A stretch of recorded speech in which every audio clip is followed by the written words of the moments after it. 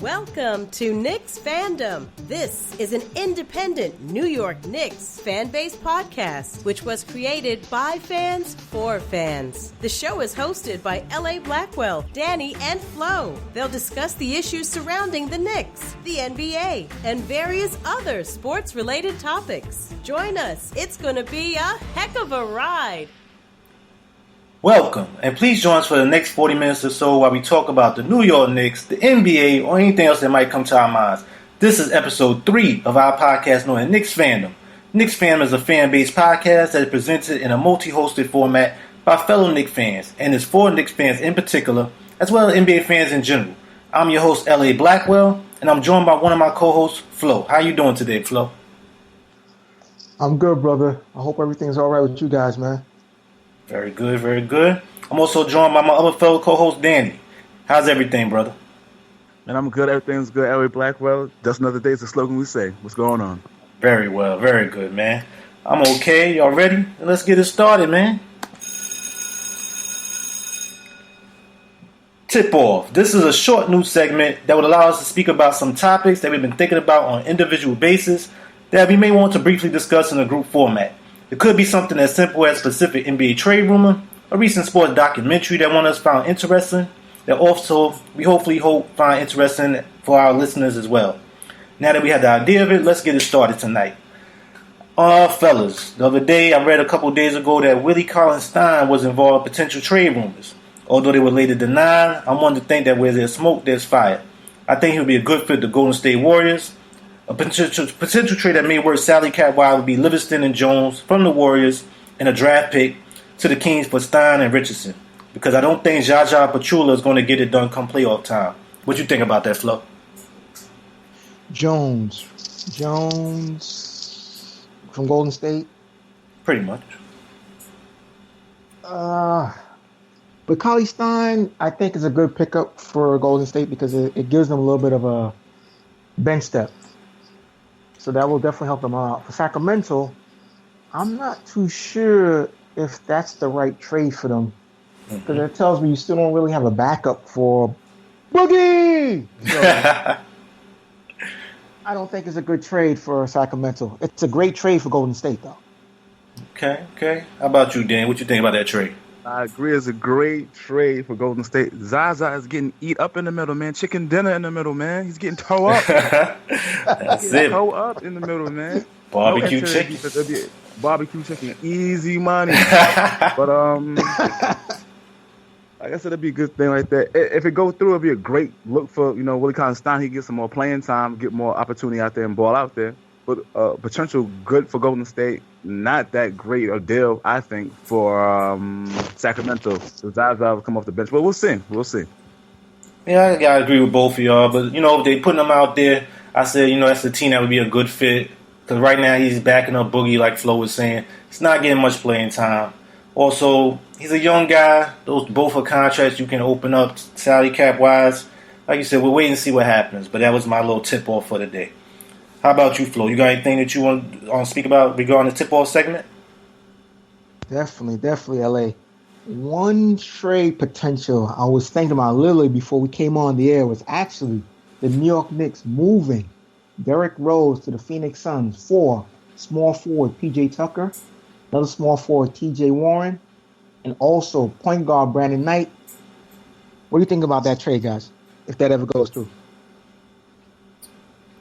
I don't really like it for the Knicks.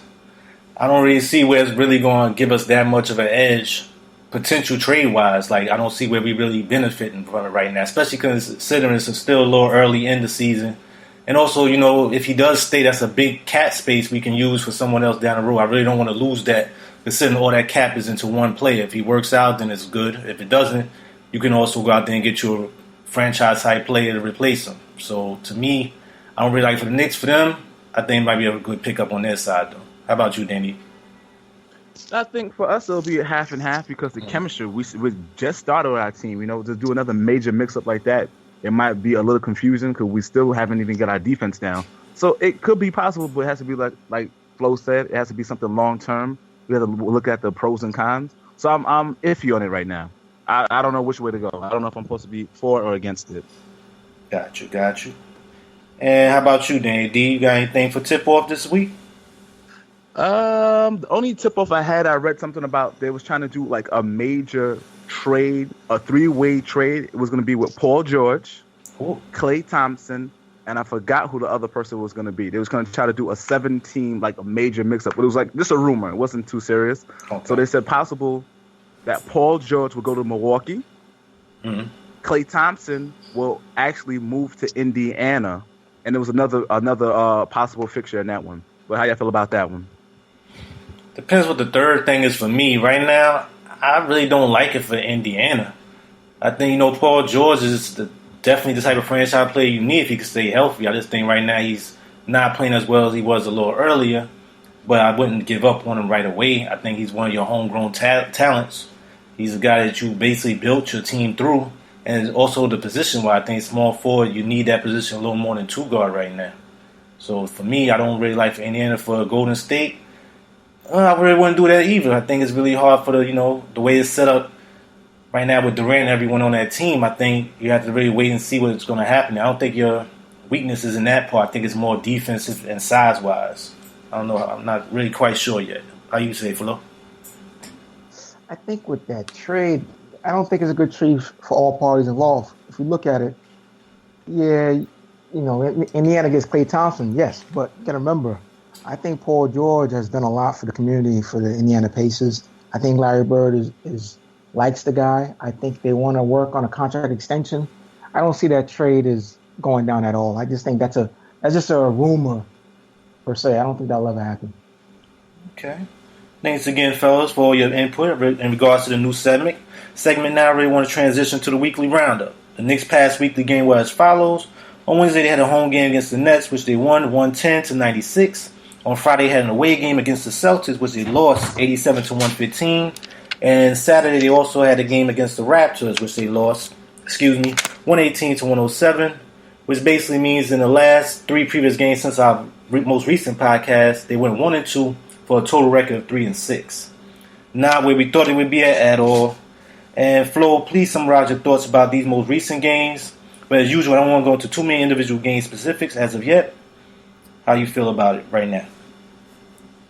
Honestly, very disappointed with this Knicks team. Just when you thought, when Coach Hornacek made Kurt Rambis the number 1 defensive coach on the team, they played defense against the Nets, and then after that, it went downhill from there. So, big disappointment this week. Real big disappointment. Gotta agree with you on that. Gotta agree with you. How about you, Danny D? What you think? I'm riding the coattail. I don't know, like I said, what's going on. The Nets, we had a come from behind win, you know what I'm saying? And then after that, it's just been going downhill. Kurt Rambis going to have to get back some money. I hear you. This whole team will have to get back some money the way they're playing right now. It's gonna get late early, as they say, Yeah. But I can't be too upset with these last 3 games because going into it, I had them winning maybe 1 game out of the 3. I thought they would win against the Nets. I kind of thought they would lose against the Celtics and the Raptors. The Celtics, I feel right now is a better team than the Knicks, and the Raptors, I feel they was also at home, I believe, and everything. So with them playing there, the way DeRozan has been playing, and right now the Knicks are trying to find themselves. They're very inconsistent, especially that last game. It was into the 4th quarter. I mean, we'll go into more detail about it, but going into it, I didn't feel that strong with the Raptors game. I feel like they're playing really well. Like we said, the Knicks are up and down. So I can't be so disappointed. Just I want them to be more consistent playing-wise throughout all 3 games. Once again, each individual game, Jekyll and Hyde type of thing. But Pacific-wise, Flo, anything stand out game-wise, player-wise that you want to talk about? Any of the 3 particular games? Start with anyone that you like right now. With the net win, it was a great win for them. The Knicks played defense in the second half. Mm-hmm. They gave up 41 points. They held the Nets to 28% from the field in the second half. So it was actually a great game. We saw some players that didn't think they'll actually, get any minutes. They actually played. What Billy Hearn Gomez played. Also, I'm having a hard time pronouncing his son's name. I'm gonna definitely learn his name, and I apologize. Megauskas. Kaminskas? Yeah. Mm-hmm. Kaminskas. I apologize. Kaminskas. I'm gonna definitely learn his name. No problem. He got plenty of minutes, but all around, like I said, it was a great second half by the Knicks in that game. Definitely great second half. Okay. How about you, Danny, with that game? Anything stand with that Brooklyn Nets game? Oh, Brooklyn Nets game is your boy Melo doing his thing. Had 14 straight points. He was getting busy on them. In the third quarter, he stepped up, and Brandon Jennings had 11 assists. We can't ask for more. We come off the bench. They did what they had to do to get that W, even though they had me a little bit of worry. You know what I'm saying? We was down by 11, but they came back and did their thing. Yeah. I agree with both of y'all in regards to that game. Big thing, once again, to me, as I always say, Lee is the barometer. He played well. He had like 13 points, I believe. He didn't play that great efficient-wise, but for the most part, he did what you expect him. Rose was okay. I think he had like 14. But Porzingis and Anthony up front was doing what they supposed to do against the Nets. They pretty much held them. The only person that really did their thing on the Nets for that game was Brook Lopez for the most part in the starting lineup. And then you also had Hamilton, who had like 21 points. So if you can like shut that down for the most part, you're gonna play some you're gonna win a lot more games than you're gonna lose. The Knicks, for the most part, their turnover wasn't as high. That was a big thing with this team. Turnovers in defense. I think they did pretty well field goal wise compared to the Nets. They was like 47% to about 41. So that game was pretty much what you want to see the Knicks to do. But then, as we say as always, up and down, up and down. So they get played against the Celtics. How about you, Dan? What you think about that game? Oh, a debacle. Talking about that game. A debacle. Oh my goodness. I don't want to hear about Carmelo and the referee getting. I don't listen. If he's there, the he Boston has to play Tea Party, as they called it. I'm saying TD Bank Arena, whatever. 25 turnovers, and your boy Courtney Lee. What was he doing out there on that day? He started, guys. He had 1 point, 1 assist, and 1 rebound over 20 minutes in the game. What were you doing out there? Wasting time and eating up money, basically, that game, man. He got a free check. He got a free check that night. He got a free check that night. It was horrible. Brandon Jennings, he got fined $15,000. Yeah, they was all arguing that game. That's also a game with Melo, He got kicked out. He got kicked out. I was like, it was a debacle. Overall, it was just horrible. Porzingis had 15, and he shot like 5 for 15 from the field. It was horrible. It was horrible. Early showers, man. Like they had something else they had to go watch afterwards. And the thing is, why didn't you go and grab him? You could see Melo follow him back to the side and leave saying, "Oh, it's me." Move him to the side. I mean, Melo got to do that on his own. He's a leader. He's not a rookie or anything. But jump in there. But Rose said he'll do that more often. But it was just a game when they definitely should have showed up more than they did. They didn't shoot the ball well. Porzingis was only 5 of 15 in that game as well. This is a bad effort all around. Just like you said, a total debacle in that game. What about you, Flo? How you feel about that one? This game was pretty much over once Carmelo got those 2 quick techs. Pretty much. I didn't even know when Carmelo got the first tech. I saw the second tech. I was trying to figure out when he to get the first tech. And what I don't understand with NBA rules, how do you call a foul on a player when he's going down for the ball and he doesn't even have possession of the ball? How do you call that a foul?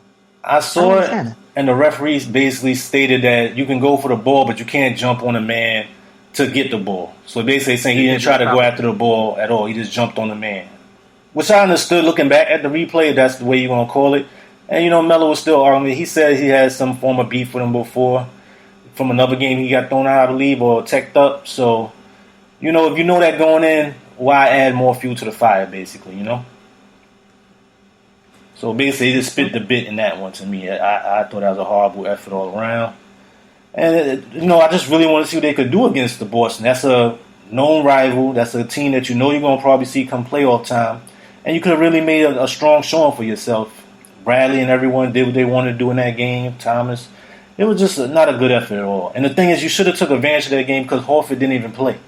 So that's one of them games down the road you're going to look back and say, wow, we didn't even show up and these guys was injured, But not what you want out of that game at all to me. So basically, if y'all got anything else to say about that game? If not, we can just jump into the Toronto game. I want to add to that. Go ahead, Flo. Pretty much, the Knicks had 25 turnovers. Also, the mention you stated earlier that Al Horford didn't play. Also, Jay Crowder didn't play at all. Very The Knicks true. had mismatch. They definitely had mismatch in the starting lineup. You have Avery Bradley at 6'2" going up against Courtney Lee, who's 6'5", and also Derrick Rose at 6'3" going against Isaiah Thomas, who's 5'9". The Knicks had mismatches. Also, Amir Johnson, I believe he's 6'10" versus Porzingis, who's 7'3". All around, this game favored the Knicks. I don't know what was the Knicks' offensive game plan, but apparently it looked like they had no strategy whatsoever. Null and void, man. That's what their offensive game plan was. Null and void, man. That's a bounce check. But, can't agree with you more, man. Toronto, Knicks, 118-107. That was a pretty good game to me. But, you can start with that one, Flo. I got my own ideas with this one. With the Toronto game, where do I begin? I mean, in all honesty, the only quarter where the Knicks dominated was the first quarter. Other than that, Toronto had 29 points in the second quarter, 34 points in the third, 31 points in the fourth quarter. In the first half, the Knicks shot 45% from the field. Toronto shot 49% from the field. The Knicks shot 4 of 10 from 3. Toronto shot 2 of 5 from 3. Free throw shooting. The Knicks was 6 of 9. Toronto was 11 of 12. This is the first half. Rebounding. The Knicks had a 24-22 rebounding advantage, and they also had a 1 assist advantage, 9 assists to 8 assists to Toronto. But the problem here in this game, to me, was the transition points, especially in the first half. Knicks had 3 points in transition. Toronto had 13 points. Watching this game, I just never felt that the Knicks were playing played any great team D. It felt like Valanciunas was up and down the court and got a wide open dunk whenever he felt like it. And Courtney Lee started playing great defense on DeMar DeRozan. DeRozan started off shooting 5 of 13, but then second half, Courtney Lee got like 3 quick fouls. And pretty much once he was on the bench, Holiday came in, DeRozan got hot. So this game was a tough game to swallow. It really was. Fourth quarter. Oh, that was your game to me. That was your game. The ball game was pretty much over. Melo only had 2 points in garbage time. 0 for 3 from the field in that fourth quarter. Overall, I know he had 31 points, but Toronto went on an 11-2 run to put this game away. I know Derrick Rose and Porzingis had 21 points each, and Noah had 18 rebounds, but Noah only had 4 points. One sequence in the game when the Knicks were down by 2, Lowry had the ball, he blew right by Rose for an easy layup. Toronto up by 4, And then Knicks had the ball. Carmelo got blocked by Lucas Nogaria. That's the name of the game. I mean, that's the play of the name at the end of me. Nogaria just changed that whole thing. Go ahead, though. And also, another block when Rose attacking the basket. Nogueira had another block. 2 quick blocks in that late in the fourth quarter that kind of sealed the deal for this Toronto Raptors getting the victory. But also, the role players got busy for Toronto. Nogueira had 6 points, 9 rebounds, 3 big blocks. Norman Powell had 16 points. So again, this was a tough game to swallow. Division game. You can forget about the Boston game because pretty much I think Coach Hornacek monitored the Knicks players' minutes, so the Knicks had plenty of energy for this Toronto game. So there's no excuses why they couldn't win this game. The game was a seesaw game. One thing that confused me with the Knicks, going back to the second quarter, Melo went on a run, and he knocked down a big 3, close it out in the second quarter. One thing I didn't understand, the Knicks played zone defense in the last minute in that second quarter, and Toronto couldn't score. I didn't understand when the Knicks started the second half, there was no zone defense. Toronto was a poor shooting team overall. So I didn't understand why did the Knicks throw out the zone defense? They should have stick to it in the second half. That confused me. You guys have any answers to that? I saw Rambis talk about doing the halftime sequence, and they said it was something they wanted to put in there a little bit just to throw them off. I definitely agree they should have went back to it. I think they got good results in the beginning. But then the second half, they started doing that switching stuff again. This team does a very bad job of switching. Nobody's follow up with the following guys. A lot of times, 2 players on one side. When they caught an alley-oop dunk in the middle, I forgot who it was at this time. And Porzingis and Melo both was off to the side. They cut right back to the middle. They caught a dunk. Yeah. Well, not to add on you, but that's what they said. That's what the coach wanted them to do. The coach told them, or Kurt Rambis, they said they're not switching on pick and rolls. They're not going to switch. But they're too slow to switch back, and that's the thing. They're too slow. They said that's what they said. They're not going to switch. I don't know how, but they said they're not switching the pick and rolls. They shouldn't. They shouldn't do switching at all. If that's the case, you should just stay home with their players right now. Yeah. And I also didn't like that at the end, Noah was getting the Nagara. He was leaving Noah 2 or 3 times, and he was just basically roam in the middle. He caught Melo when he tried to go inside with a layup in the front, caught him right there, left Noah wide open. They was not respecting Noah at all, jump shot wise or inside wise. They should have switched them all, put Porzingis on him, and bring Melo to have a small lineup at that point. Is what I would have done. I didn't understand that at all at that point. Noah did all he gonna do. He had 18 points, but at that point he's a liability. They took Valanciunas out. The Knicks should have did the same thing and took Noah out at that point. They should have brought out Porzingis, made Nogara go out there and guard him, because basically he was roaming the middle. So make him play off Porzingis, and Porzingis could have had open shots up top, and that would have freed the middle open. I didn't understand that part at all at that point in the game. You had to make a better adjustments with that. How about you, D? Anything else with that game regarding the Toronto and the Knicks? The only thing I'm adding with the Toronto game is the free throw disparity. Yeah. Toronto went 38 times. They got 33, like I said, 33 free points from the line. The game was 118 to 107. They got 33 free points. The Knicks went to the line 16 times and only scored 12.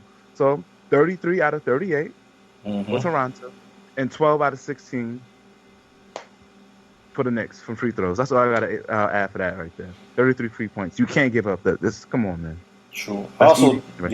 Also thought the steals was a big thing, too. They had 10 steals to the Knicks 3, and they scored a lot of points off their fast break. They scored 20 points to the Knicks 6, which I thought was a major point of difference as well. They was getting a lot of easy baskets, a lot of just running down the middle with them. I thought the Knicks really did a bad job in that transition-wise. Transitional baskets.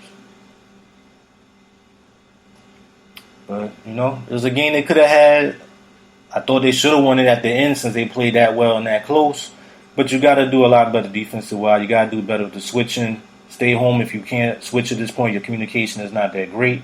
Also think you had to put Melo, get him involved quicker in the last quarter. He was having a heck of a game. He had 31 points. And he should have had a lot more by that time. It was basically him and DeRozan battling, and DeRozan took over. That's the same thing, Melo should have did at the end. I thought DeRozan and Lowry got the best of it, and the Knicks was right there. Definitely a lost opportunity to me. But in regards to that, if no one else has anything else to say about that game, I just want to transition to our personal NBA honorable mentions of the week. And I'll start with you, Danny. Any honorable mention of the week you'd like to make a notice of? I'm throwing in my honorable mention of this week is from the Charlotte Hornets. My man from the Bronx, Rice High School, Kemba Walker. Oh, okay. What was his stat? Kemba Walker, you know what I'm saying? He's doing his thing right now. He just put up 40 on Kyle Lowry the other day, you know what I'm saying? Even though they lost, he had 40 and 10 against them boys out in Toronto, and he's doing his thing. Hasn't been mentioned to an all-star team, but he's averaging, I think, around 24 points, 6 rebounds, and 3 assists a game. He's trying to make an all-star team, but that's my honorable mention right now. It's going to be Kemba Walker from the Charlotte Hornets. Okay, very good, very good. How about you, Flo? Who your honorable mention of the week, NBA-wise? My honorable mention of the week is going to actually go to a team, the Atlanta Hawks, who gave the Cleveland Cavaliers their first loss of the season, 110 to 106 in Cleveland. So I want to congratulate the Atlanta Hawks. Excellent job. Okay. And for myself, it'll be Jay Holiday out of basically New Orleans, His wife, she's suffering right now from a brain tumor for this out here. And hopefully she's doing better. And he's supposed to be making his debut for this season-wise. So that's good news to hear. I'm a big fan of him. Y'all know that from previous trade talks. So I'd like to see how he's going to do once he get back out there. They definitely could use him. The Browns having a lot of trouble out there by himself, which is basically what that team is around. So this be a good shot in the arm for that team. So definitely like to see him back out there.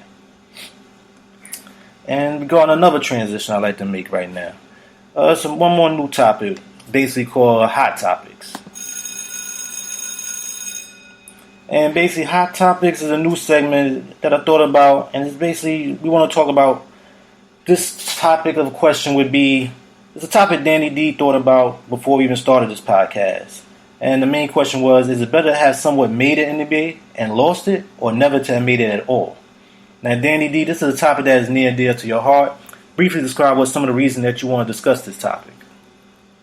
You know what I'm saying? I want to discuss this topic because as a former intramural champion, and also, a junior Knicks 3-time coach of the year, it's very dear to me when I talk about this right there. Now, but also, it's talk about, people that have a passion to play the game and also in the brink of actually making it, actually living a life, not money-wise, but actually putting a hard dedication and following the right things and actually being successful.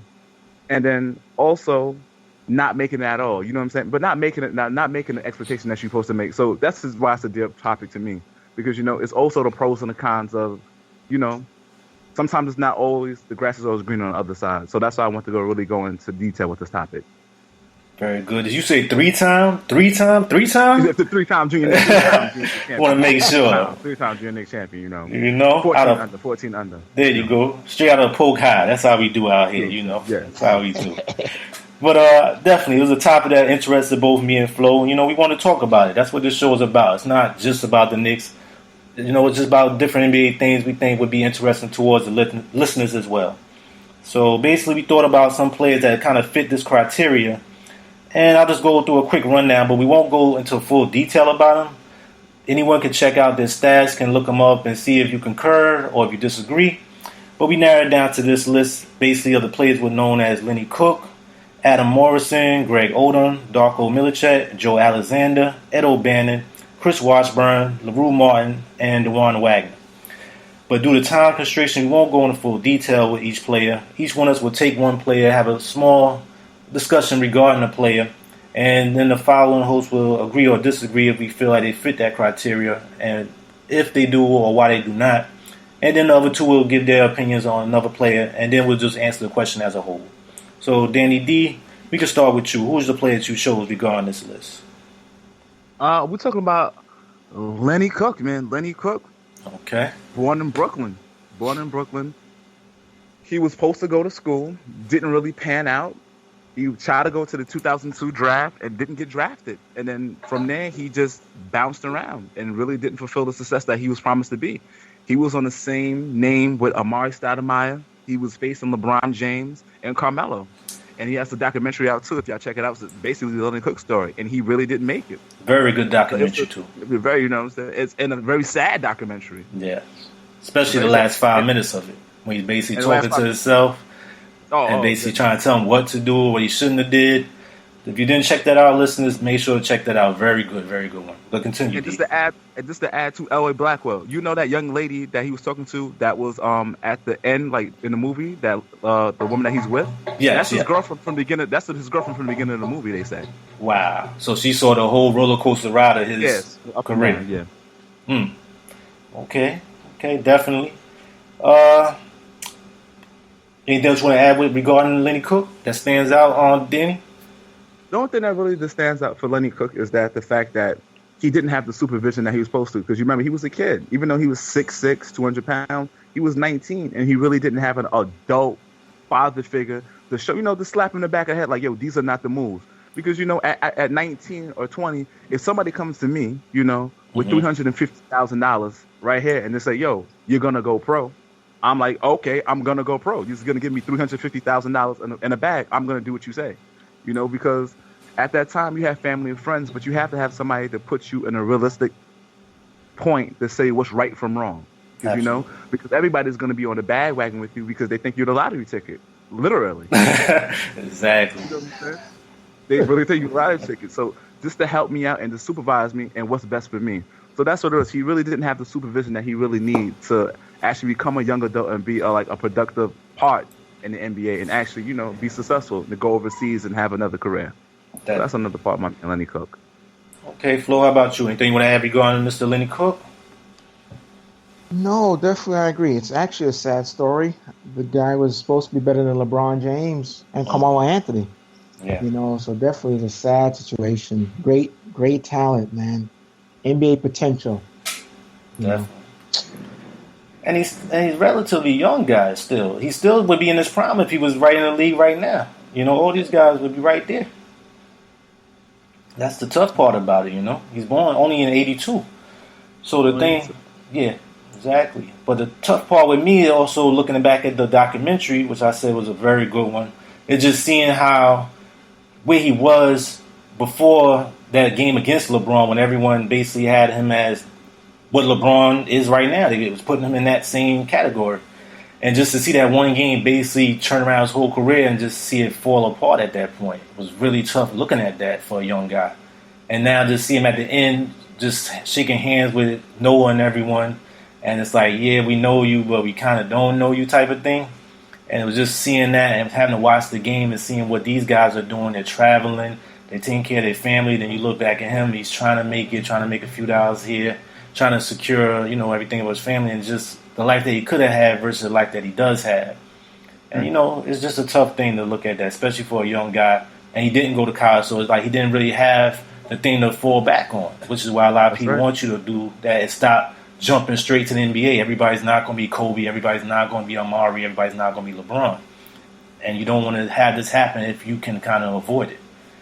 But, that's the Lenny Cook story. A word of caution for a lot of up-and-coming players, And how about you, Flo? Who's your player that you put in this list regarding this question? I actually put Joe Alexander, who was the first pick, who was actually a first-round pick, the 8th pick overall in the 2008 NBA draft. Okay. He played 67 NBA career games, 6'8", 220 pounds. There was actually 7 players that was drafted after him. Notably, Brook Lopez, 10th pick. His twin brother, Robbie Lopez, 15th pick. Okay. Ryan Anderson, 21st pick. Serge Ibaka was picked 24th by the Seattle Supersonics, which was later moved to OKC. Goran Dragic, who was drafted in the second round, the 45th overall by the San Antonio Spurs, who was later drafted to the Phoenix Suns. And also, your boy, DeAndre Jordan, 35th pick, second round by the Clippers. And one more player I failed to mention was actually 25th pick of the first round, Nicholas Batum, who was drafted by the Houston Rockets, later traded to the Portland Trail Blazers. Unfortunately, with Joe Alexander, 2 years in the NBA. Right now, he's 28 years old, playing currently for Maccabi Tel Aviv Basketball Club. It's really a shame. I think I don't think he was mentally ready to play in the league. I don't know who was advising him, but it's a shame. But listen, at least he can say that he played in the NBA for 2 years. That's tough. Only played 67 games, I believe. That's not even a full season when you break it down game-wise, considered full season 82 games. So, it's a bust either way, which is you don't really want to prefer players as that, but for the organization it was tough also for him. So I can't disagree with you. And then you look at the players that you could have had. This is what really hurts a lot of teams when they look back and say, why the team where is that? Because all these pieces is the pieces that you miss out on that you can add to other players or other teams, make trades, and all those things set you back, not just that year, for years to come. So definitely a tough loss on that side. How about you, Danny D? What you think about Joe Alexander? Joe Alexander, but the only thing, key present, that you know what it is, the difference between him and Lenny Cook is he's still getting enough money to live comfortably that he's providing for his family. Very true. You know what I'm saying? That's the big thing. You know what I'm saying? He's still playing ball internationally, and he's getting international money. So that's why I put that on. He's still getting money. Got you. Can't disagree. Okay. And for me, the player I pick is a player that maybe not everyone out there really know about, but I would pick LaRue Martin. He was basically the number 1 pick back in 72. And he's a player that only played 271 games, averaged 5.3 points. He also is a player that if you look back at a Real Sports documentary on the show with Brian Gumbel, they had a kind of sad look at it, where his life is at now. And where he's doing better now compared to what he was. But during that time, seeing the players that came after him, it really hurts looking back at it. Right now, he's a UPS public affairs manager and community affairs manager. But he also had issues with alcohol because of depression regarding his failed NBA career. And it got to the point where he didn't even want to play basketball. Even talk about basketball. Just the mere mention of it put him in depression. And the saddest part was as soon as he left the next year, the Blazers won the NBA championship. So to see the team win the championship the year you leave, and also see that you never made it and you had to go and work for UPS, there's nothing wrong with that. But check out the players that went after him.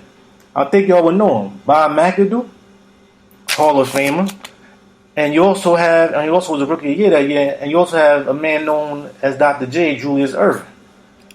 So when you talk about a big miss, that's about as big a miss as you're going to have with Sam Bowie, with Michael Jordan and everything of that nature, you know?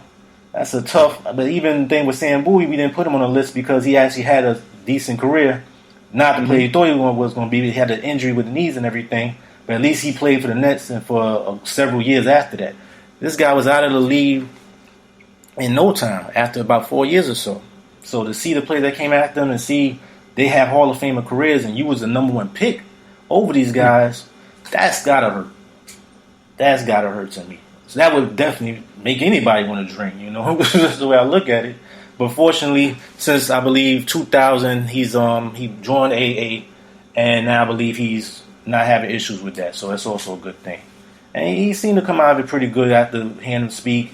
He's basically at peace with everything. But, you know, it just goes back to what we were saying.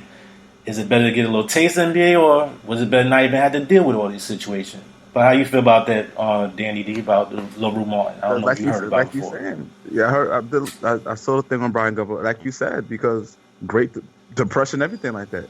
If he never made it at all or tried, he wouldn't understand the highs and lows. But going number one, it's a lot of pressure going number one, and you have to fill that expectation. Definitely. And some people are not meant for it, you know.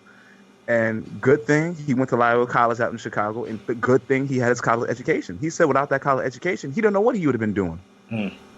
Because he had nothing to fall back on. He did a 4-year degree. He said after he got kicked out of the league and stuff like that, it wasn't getting. UPS called him up. He moved up in the ranks. He said he had the college education to back him up. Without the college education, he wouldn't have had nothing. Message. And he was the number one pick. And he's the number one pick. Definitely. How about you, Flo? We're going Miss LaRue Martin. Gentlemen, I agree with you both of you. I mean, it's better to have made it in the league as opposed to not making it. You know, it's just the pressure of being the one pick.